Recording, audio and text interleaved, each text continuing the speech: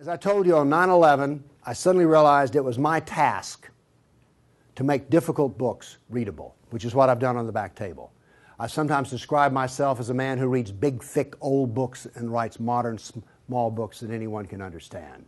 And actually, I rather enjoy it. I don't surf the web. People are disappointed when they run into me sometime and some other counter-jihadist, they go, "Have you seen my website?" No. I don't even go to my own website.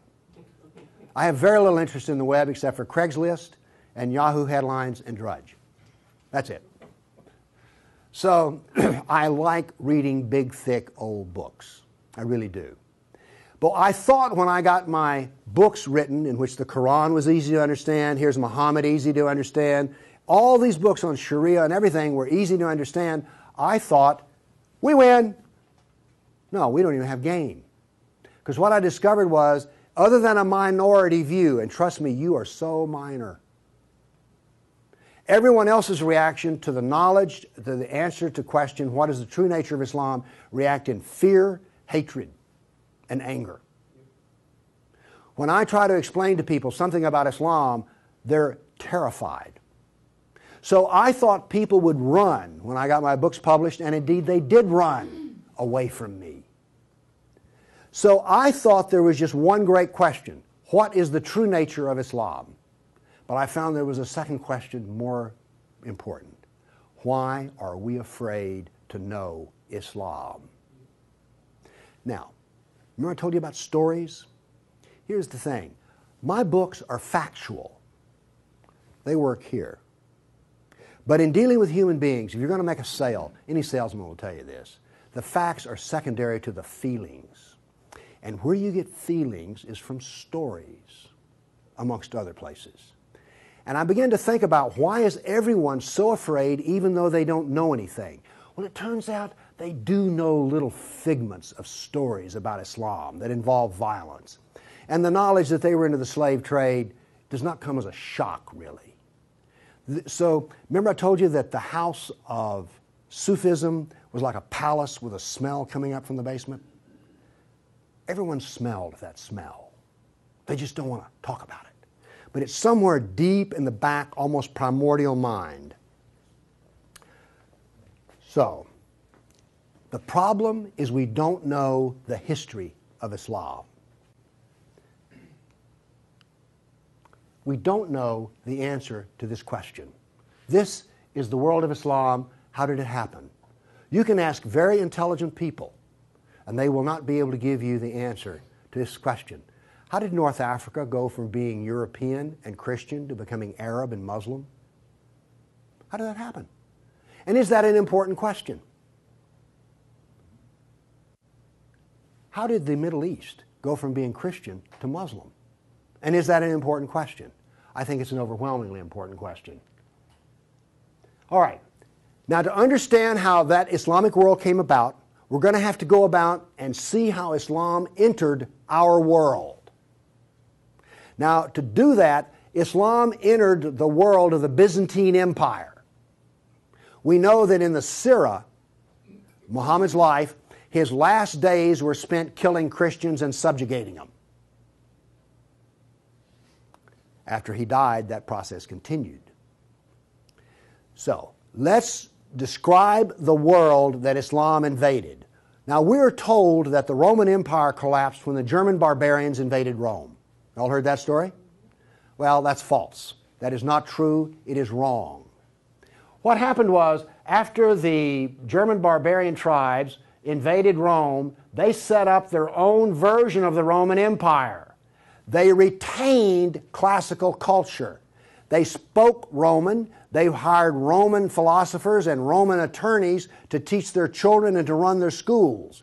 They came into the Roman Empire not to destroy the empire, but just to get the goods for themselves. The eastern part of the empire, so-called Byzantine Empire, is over here. Now, this is after the German invasion. The important point is this: there was still a classical empire. It's not collapsed. Then, after the fall of Rome, the Byzantines gradually exerted their political influence till now this was the new form of the Roman Empire. This is the Byzantine Empire, and it is about to be invaded. This is the classical world that Islam invaded.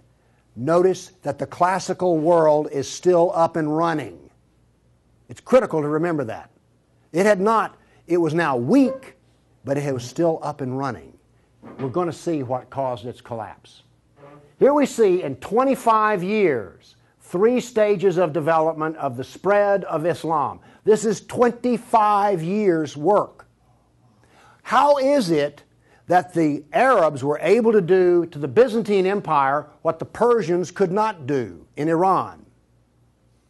Here's the answer to that question. It has to do with Iran, actually. The Greeks and the Persians had been having wars since forever. All right? The 300 at Thermopylae, that was about the Persians. All right? Alexander the Great, he defeated the Persians. The Persians kept hammering on the Romans and then the Byzantines, and 25 years before Islam invaded, there was one massive last series of battles that left Persia weak and the Byzantine Empire very weak. Then comes along the Black Plague.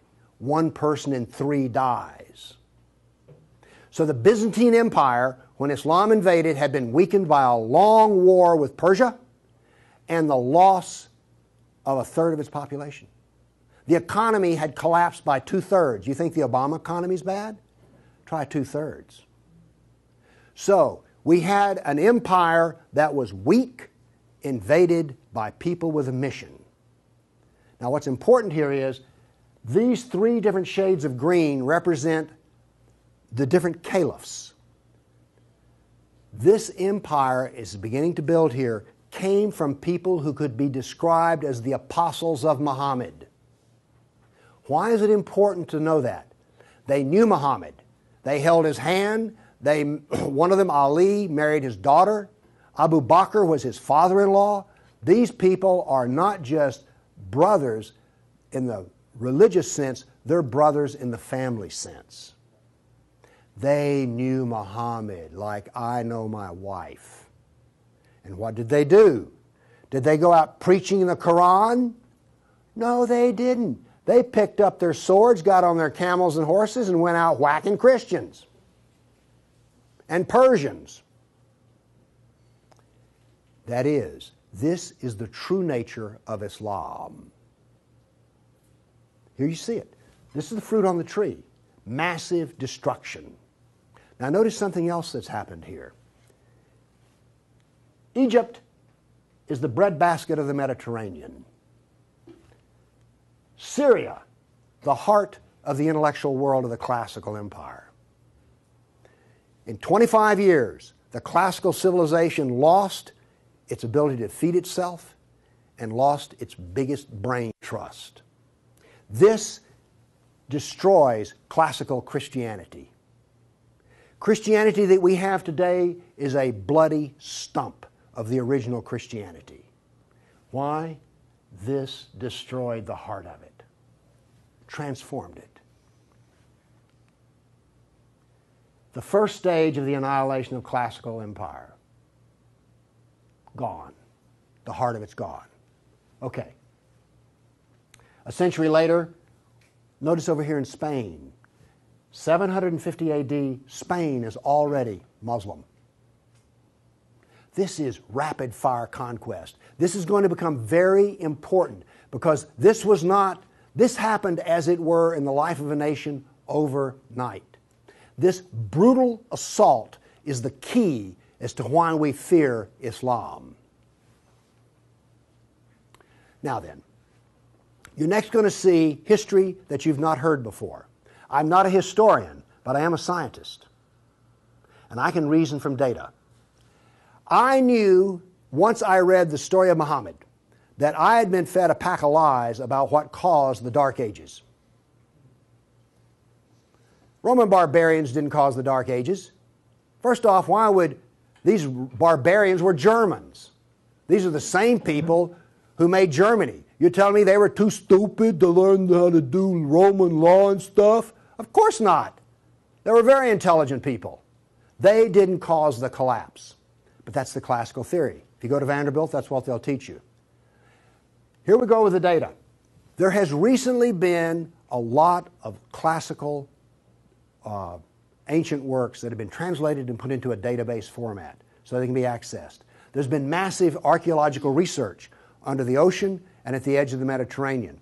From this archaeological research, we're able to track history and economies. All right? That figure I gave you about how the economy collapsed, that came from the study of sunken vessels. Because if you're not buying much, you know, if 1 in 10, let's say 1 in 10 ships is sunk, that figure's not that high, but whatever. If you see a lot of sunken ships, there was a lot of ships sailing around. When they go down, the economy goes down. So from this data, we know a lot. And this, in particular, the database of ancient documents, gives us 548 battles that Islam fought against the classical world. This is all new information. I've talked with people who consider themselves history buffs, and they go, well, let's see, battles of Islam against Europe. Let's see, we've got the invasion, we got Tours, we got the invasion of at Gibraltar, we've got Lepanto, Gates of Vienna, collapse of... Okay, that's 5. You talk to a historian, and those are the 5 battles they can scratch up. And I remind you, you can have all of these slides if you just send me an email for it. Okay, what does this new data show us? It shows us this. See the white spots? They're brand new battles. They're going to change to red. These are new. Every time, I want to show you this all over again. Every tick is 20 years.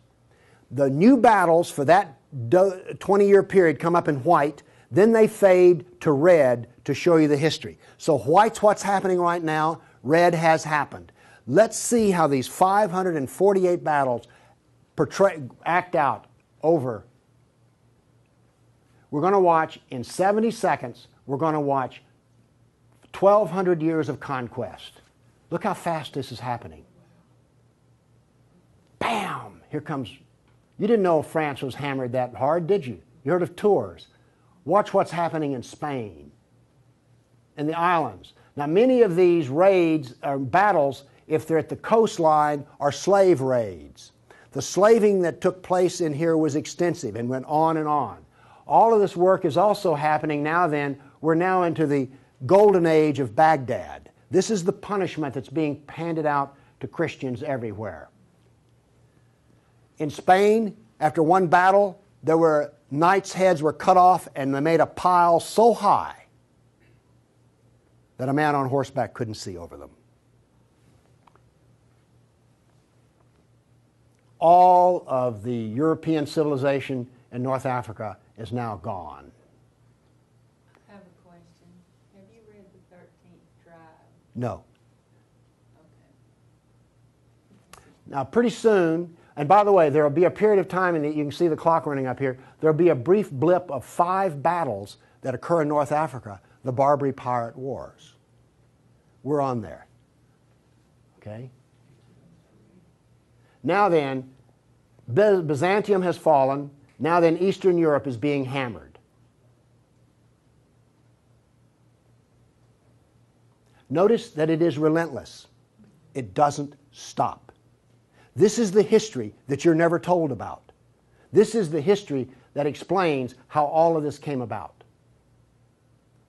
Now then, they're getting slower because Islam is becoming weaker.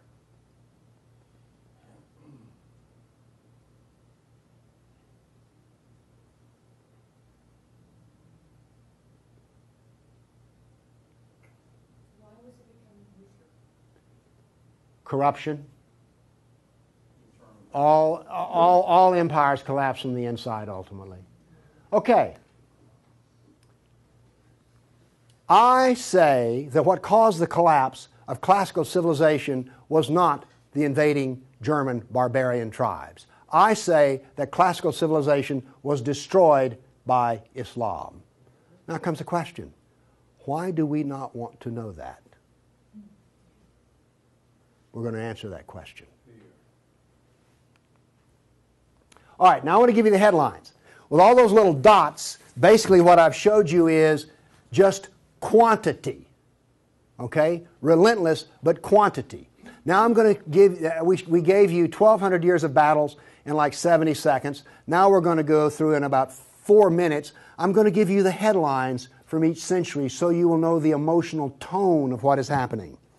All right, 7th century. Muhammad sent Khalid out, the sword of Allah, to the Jazima tribe to offer Islam. They refused. He annihilated every one of them. At the Battle of Oasis in Iraq, for 2 days he spent out rounding up the losers, put them in a dry stream bed, and cut off heads until the stream ran with blood. He then took the captain of the Zoroastrian Persian tribe. His wife was there. He cut off the man's head, let the blood drain into the soil, and raped his wife in the bloody soil. That was one of the companions of Muhammad. This is the nature of jihad. Where did Khalid learn how to do that? From Muhammad. From Muhammad at the Battle of Khaybar. Umar conquered Jerusalem, and every Jew and every Christian became a dhimmi, which is a third-class semi-slave. You're now going to see, for the next few centuries, you're going to see Golden Age. We're told this myth of the Golden Age, how wonderful Islam is. So here's what's happening during the Golden Age. They started attacking Sind, which is the Hindus. 26,000 Hindus died. Armenian nobles were herded into a church after a debate, and the building burned down on top of them. At Ephesus, 7,000 Greeks are enslaved. We're still having the Golden Age. All new churches were ordered destroyed. At Amorium, there was massive enslavement of all the Christians. The Egyptian Christians revolt over the jizya, which is the dhimmi tax under the Sharia. Churches are burned, vineyards destroyed. 10th century was still in the Golden Age. In Thessalonica, 22,000 Christians enslaved. Christians massacred in Seville. In Egypt and Syria, 30,000 churches destroyed. You have your religion, I have mine. Still in the Golden Age, 6,000 Jews in Morocco killed, hundreds of Jews in Cordoba killed, 4,000 Jews in Granada killed, Georgia and Armenia invaded. In Hindustan, 15,000 killed, 500,000 enslaved. Golden Age, still upon us. In Yemen, the Jews are given the choice of convert or die. The Christians of Granada are deported to Morocco. And in India, cities are destroyed under the order convert or die. In one town, 20,000 Hindus became slaves. Still the Golden Age. 50,000 Hindu slaves decided to get freedom by converting to Islam. A new 20-year campaign created 400,000 new Muslims out of Hindus. Buddhist monks butchered, nuns raped. In Damascus and Safed, mass murder of Christians. Jews in Marrakesh massacred. Tabriz, forced conversion of Jews. Still, we're in the Golden Age. There are riots in Cairo. Churches are burned. Jews of Tabriz are forced to convert. Tamerlane, one of the most evil men who ever lived, massacred 90,000 Hindus in one day. 30,000 in another battle, massacred in cold blood. Another Muslim leader takes 180,000 Hindu slaves. Oops, we're out of the Golden Age. See if you notice any change in tenor. Tamerlane destroys 700 villages in India. Now then comes He then turned to Iraq and annihilated the Nestorian and Jacobite Christians. The Nestorian Christians, half of the Silk Route in China was Nestorian Christian. The Nestorian Christians had emissaries and missionaries in the court of China. Afghanistan was partly Christian. All right? Gone. This is part of the destruction of the church that no one knows about. 700 years of attack, they finally destroy Constantinople. 16th century, the son of Tamerlane destroys temples, forced conversions. 2 of his generals built 2 towers of human heads. Once again, you couldn't see over them. And then noble women, Hindu women, started the practice of sati, which was mass suicide in order not to be sex slaves inside of the Sultan's harem. 17th century, Jews of Yemen and Persia forced to convert, forced conversions of Greeks. The Zoroastrians are persecuted in Persia, and over 500,000 killed Hindus. 18th century, more Zoroastrian persecution, Jews of Jeddah expelled, Jews of Morocco massacred, Hindu persecution continues. 19th century, more forced conversion of Jews, Jews of Baghdad massacred. Oops, 250,000 Armenian Christians slaughtered in Turkey. Now then, in Persia, the Zoroastrians are completely annihilated. 20th century, over 1 million Armenian Christians killed. 1 million. So you now not only know the number of battles, you now see the tenor of what's going on. You now know quality and quantity. Do you get the drift on how bad this was? Now then, the establishment doctrine is that we've already told you classical collapse had nothing to do with Islam, and indeed Islam was a source of good because the hillbilly Europeans lost their classical learning and the shrewd, smart Arab Muslims preserved all the knowledge in the Golden Age. This is what is taught in our schools. I maintain that it was annihilated by Islam. Okay, we've been talking about land here. I now want to talk about water because classical civilization was based upon the Mediterranean Sea. Egypt was part of the Mediterranean world. It was not part of the African world, okay? Because to go from Alexandria, Egypt to Nigeria was a lifetime. But you could get on a ship and be there in 10 days. Does this make sense? It was cheap transportation. You could haul a ton of grain from Egypt to Rome as much as it cost 75 miles by ox cart. This is important. I'm going to be driving back on the interstate after I finish talking here. I do not expect to be attacked or shot at on the way. I presume that the interstate is safe travel. It used to be that way under the Roman peace. That ended. The importance of naval work, as many as 500 boats could be in the harbor of Constantinople. The collapse of the freedom of sea. Let me show you something. Now we know this from history, the data. Rome used to communicate with France by boat. After Islam, they went overland through the Alps. Why did they do that? There was no longer freedom of the sea. Here's interesting. The Black Plague was a known problem in the Mediterranean. It used to take 4 months to get from here to Constantinople because there was sea trade back and forth. Well, that was eliminated. So now then, when there was an outbreak of the Black Plague, it went from harbor to harbor, all around here, and it took 4 years to get to here. Do you see the point I'm making? There was that little freedom of trade. As a merchant striking out to do business, you could wind up with your ship gone, your goods gone, and you're in chains, enslaved. By the way, this cuts down a lot on commerce. A brag. The Christians couldn't float a plank on the inland sea. What did this do? It isolated Europe and impoverished Europe. So, you know the business of the Barbary pirates? You know the business of the Somali pirates? Same. It is Sunnah. It is Sunnah, the way of Muhammad. There's a famous hadith which is repeated endlessly in which Muhammad awakes in a dream and he sees his jihadists sailing the inland sea. Islam always practices, where possible, economic warfare. Muhammad attacked caravans. What was attacked in New York? Ooh, Trade Center. This, economic warfare. I am an admirer of Islamic civilizational war methods. They're superior to everyone else's thinking in war. They use everything for war. Everything, including the womb. This was an economic jihad. There were 3, you've heard of the Dark Ages? Well, there were 3 Dark Ages. One in Europe, one in Turkey, one in North Africa. You weren't told that, were you? Wonder why. Here we see some ruins. What's the importance of these ruins? Well, they're up and standing.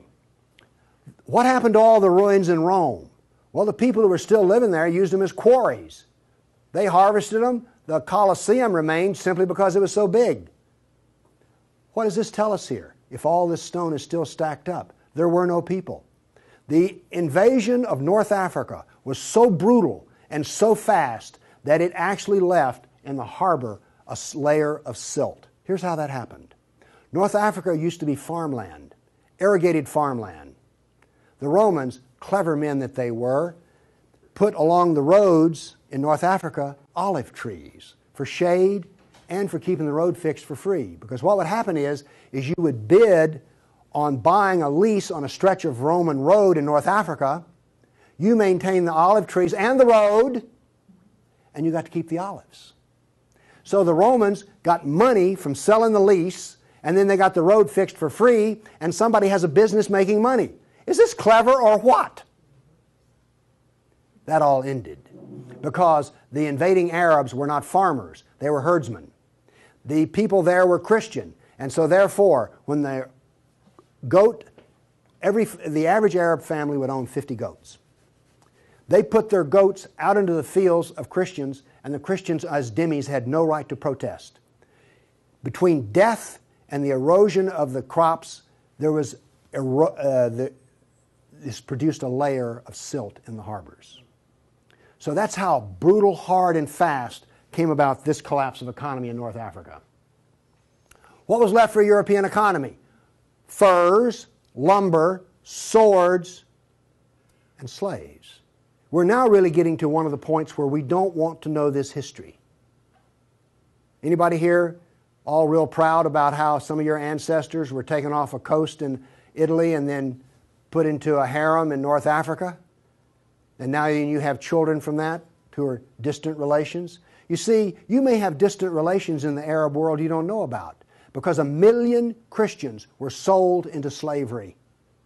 And by the way, the Venetians helped to do that.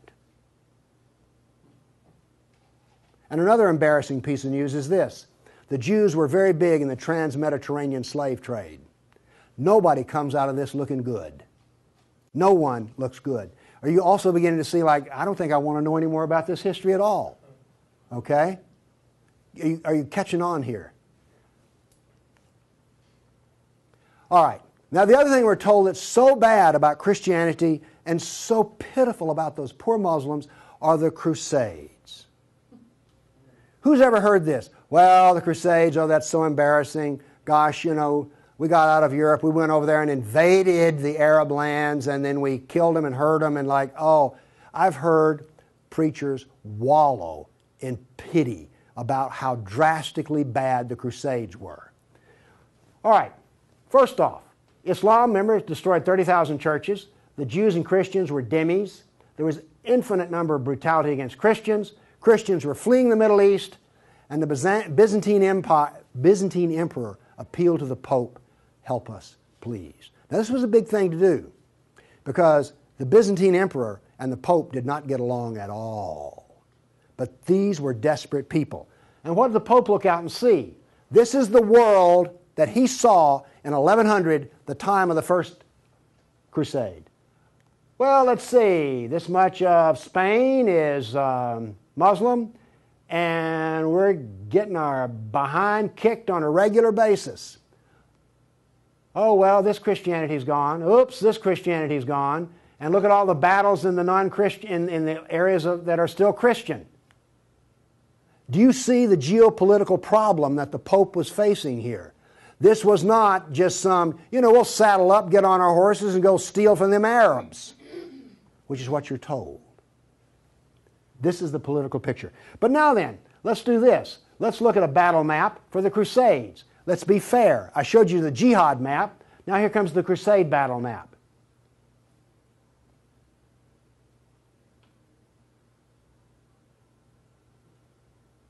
We're almost done. That's it. Now we're told that the Crusades are the moral equivalent of jihad, and therefore we need to be ashamed and whine and cry. All right, the Crusades were defensive, lasted 300 years, and the last one was over 800 years ago. All the jihad was offensive, lasted 1,400 years, and it's happening right now. In all probability, some Christian is being slaughtered in Nigeria today. Now, Is this moral equivalence?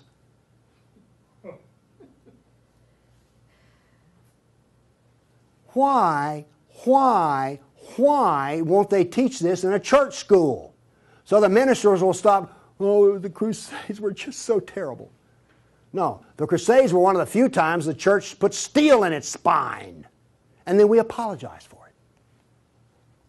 Now then, let's go to the great benefits of Islam. We're told about two different golden ages. We're told about Andalus, the wonderful empire in Spain, in which there was multicultural peace, and Jew and Christian and Muslim all lived together in a golden age in Europe. You ever heard that? Well, here we go. This is the battle map of the golden age in Andalus. Now, while all this is going on, orders for slaves are being filled. The first slave order out of Spain was the Caliph ordered up 3,000 blonde virgins. They were shipped out of Spain. Battles are going on in which Christian knights die. But notice something here. The Christians won't quit fighting. This is going to take 700 years, and there's going to be nearly 150 battles fought. Where was this caliph located? There was more than one caliph at the time. This was a caliph in North Africa. Okay. Now then, looking at this, do you understand why when Isabel and Ferdinand were finally in full power, they told every Muslim in Spain to get out of here? They drove everyone out. Okay. My question for you is this. Was Andalus a multicultural golden age or a reign of terror? I claim it was a reign of terror, and it was not a golden age at all. And yes, there were a few people who had it good. The elites had it good. There were some rich Jews and rich Christians that had it good. Also, otherwise, there was constant war, slavery, and Christians had to wear robes so you could tell a Christian from a block away. And a Christian couldn't carry a sword, and they paid special taxes. And then we come to the question, why are we told this story? Now we have the Baghdad Golden Age. Here we go. This is all the battles that are fought during the period of the Golden Age in Baghdad. Now, not only are they as busy as they can be killing Christians, but they're also busy establishing the Sharia doctrine. They're also busy establishing the Hadith doctrine. And they're also busy in doing things like slave trading. You know all those exotic pictures you've seen of the harem? They're sort of pre-Playboy sexy, beautiful women in gauzy outfits. All of those women were Christians. Less romantic sounding, isn't it? The other thing that's happening in Baghdad is this. A new philosophy is being generated in which there is no cause and no effect. This turns out to paralyze the mind. Okay, those were all the battles that were fought during the mythical Golden Age. Okay. During the Golden Age, Christians and Jews were dhimmis, Christians were sex slaves. Here's one that gets me. During this Baghdad Golden Age, they evolved a philosophy in which there were no laws of nature and there was no cause and effect. I'm a scientist. We work off of two laws, the law of contradiction, does the data contradict the data, and the law of cause and effect. I've just explained to you why, out of their Golden Age, why you don't find Muslims getting Nobel Prizes in science. You cannot be a scientist and not believe in cause and effect. You just can't. Won't work. Now then, the Christians did all of the vaunted translation of the Golden Age text, and get this. We're told that this was such a great peak of learning, they destroyed 90% of the books. And we're told that the remaining 10% they preserved is like, oh, this was the Golden Age. Oh, we live in eternal gratitude to the Muslims. If they had come along, we'd have had 100% of them. Presented with a library in India, the largest library in the world was a Buddhist library in Nalanda. They came to him and reported the existence after they had conquered, and they said, "What shall we do with the library?" The order from the general was this: if it contains any information that is in the Quran, we already have it, burn it. And if it contains any information that is not in the Quran, it is false, burn it. The same was done with most all of the libraries. And why are we told this was some wonderful golden age that preserved knowledge for us? Ottoman Empire, 1683. The reason I have this up here, Islam in Europe. That's the world today. I've now explained to you how this world came about. It came about through relentless, brutal persecution of everyone who was not a Muslim. Now then, let's change to modern times. All of that work stops in 1922. This works off a database of 19,000 jihad attacks since 9/11. There are things like this. I know the date, the country, the city, how many are killed, how many injured, and a description. Now, when you present a guy like me with 19,000 pieces of data, I start asking questions. How do we make this make sense? So let's make it make sense. By the way, you did hear all about these 19,000 attacks in the Tennessean and the local newspaper, didn't you? You did hear about this. It was on the nightly news. We heard about Fort Hood. Oh, the workplace incident. Oh, yeah, I got that. All right. Anyway, moving along here. This, by the way, is where all these took place. I think that's interesting. And you'll notice something. This is the Islamic world, and it all centers around it. But notice how much is happening in Europe. Okay. I take the data and I parse it and I divide it. I use Islamic doctrine to analyze this data. What does Islam insist on? Well, in my first lecture, I told you they're fixated on the kafir, right? So I use the kafir to analyze this data from an Islamic standpoint. See, I'm the ultimate multiculturalist. No, really. I'm the only person you've ever met who analyzes Islam on the basis of Islam. Here we go. Here we have, in the last 10 years, the total number of attacks. In the green, we have Muslim on Muslim violence. You mean a Muslim will kill a Muslim? Really? They're doing it in Syria as we speak, right? Remember Iran, Iraq? Okay. Then we have the only one I care about. I mean, my motto here is sell weapons and intelligence to the loser. I'm very serious. You think I'm joking. Okay, here's our story right here. Stays pretty level. That's interesting. By the way, there's hardly a day in which there's not a jihad attack. Modern jihad is relentless, just like classical. Oh, by the way, one of the things this curve proves right here, Islam is bad for Kafirs, Islam is bad for Muslims. Islam is bad for Muslim and non-Muslim. That's what this data shows us. You want to argue with that? Okay, modern jihad is relentless. But what did we see in the other battle map? It was relentless. There are two types of jihad, against the kafir and against Muslim. You see, every time they kill a Muslim, the reason in Syria they're killing other Muslims, they're not real Muslims. Okay? Now then, we've introduced, however, a new phenomena. The mom and pop non-state jihadi shop. Okay? All of those battles up to 1922 were out of the caliph. Okay? We now have non-state jihad. That is all that is different. Okay, jihad attacks per year. I just chose the top 4 nations. But this doesn't really give us what we want because Israel's teeny weeny and India's great big, so let's do this on per capita. Now then, Israel, I bet you were surprised about Thailand. You didn't know that Thailand was getting whacked on a regular basis, did you? And look, here's a Christian nation, the Philippines, ranks number 3. And then India was Hindu. Oops, wait a minute. Do you know what I just told you? Jihad is against the Jew, the Buddhist, the Christian, and the Hindu. This is the data. Now you go to these dialogues, these multicultural smoozes they have, where the preacher and the rabbi and the imam show up. The preacher and the rabbi show up to tie, the Muslim shows up to win. And then what does the Muslim tell them? Oh, the Christians and the Jews, they're people of the book. Oh, we're brothers in the religion of Abraham with the Christian and the Jew. You know, we're practically the same. We're brothers in Abraham. How's that stuff work out? Well, here's one of your people of the book.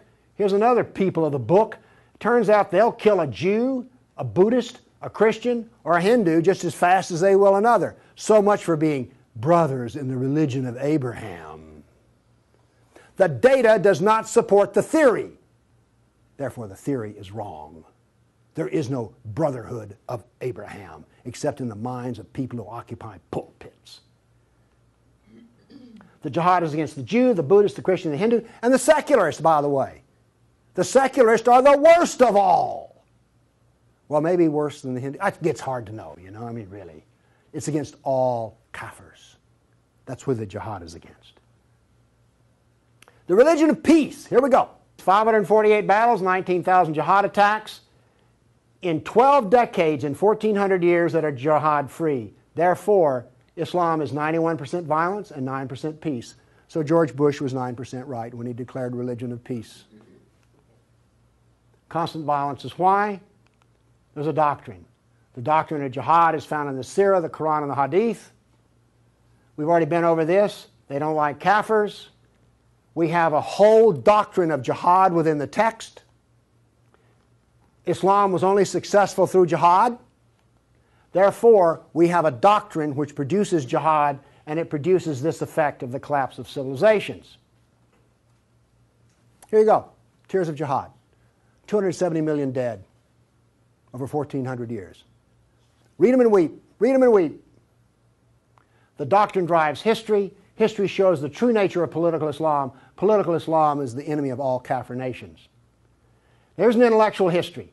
In 1,400 years, I've read a lot of old documents. They never talk about the Muslim. They talk about the Arab, the Turk, the Moor, Al-Qaeda, Asian.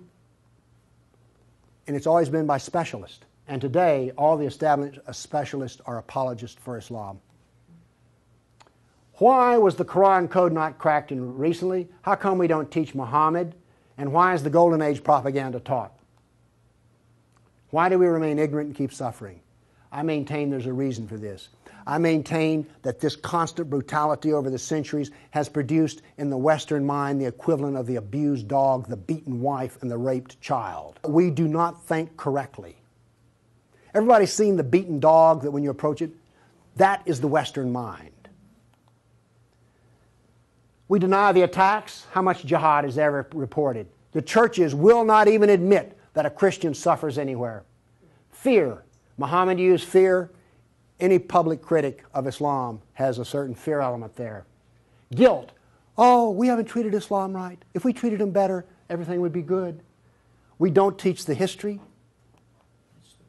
We humiliated. Who here is going to go home and brag about how your ancestors were slaves, how your history was annihilated, and that all we teach is the lie of the Golden Age?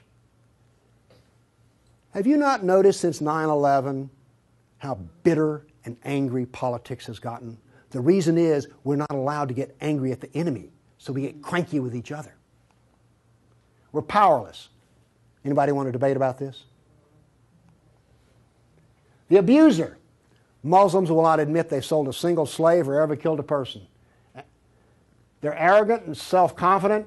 Islam is perfect. Word Islam means submit. They expect submission out of us, and they get it. Islam is the victim. After 9/11, I heard this. The real victims of 9/11 were the Muslims. You've heard that anywhere? After 1,400 years of jihad, brutality, enslavement, theft, deception, rape, annihilation, and insults, the Kafir mind has become identical to that of an abused victim. Our only solution is to face our history and welcome it and embrace it. This is exactly the way we will heal our nation, is the way we heal a person who's been brutalized. You have to go back to the original event. And this is why we are afraid. Thank you.